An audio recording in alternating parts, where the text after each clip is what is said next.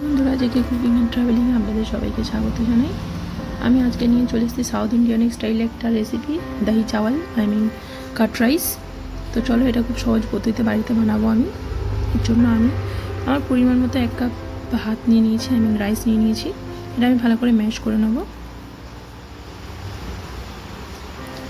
এখানে আমি 1 বাটি দই ইউজ করছি। আমি মিক্সড করে নিলাম। আমি এখানে ঘি ব্যবহার করছি 1 চামচ, আপনারা চাইলে বাটার ব্যবহার করতে পারেন। তো এখানে আমি 1 বাটি দুধ ইউজ করছি।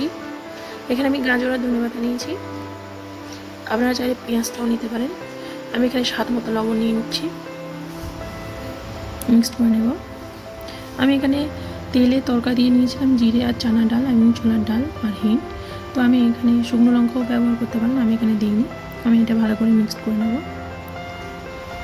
এখানে স্বাদের জন্য জিরা মরিচ দিয়ে দিলাম, আপনারা চাইলে হিং ব্যবহার করতেও পারেন, আমি করিনি। তো আমার দই রাইস আমার রেডি হয়ে গেছে। দহি চাওয়াল, দই রাইস, কাট রাইস, যাই হোক, আমার খুবই ফেভারিট একটা খাবার। আমি এটাকে খুবই পছন্দ করি। এটা ডায়েটিং রেসিপিও বলতে পারেন। যারা ডায়েট করছেন তারা এটাকে খেতে পারেন। খুবই হেলদি একটা রেসিপি, তো আমার খুবই পছন্দের। আপনার বাড়িতে বানিয়ে বলবেন কেমন লাগলো।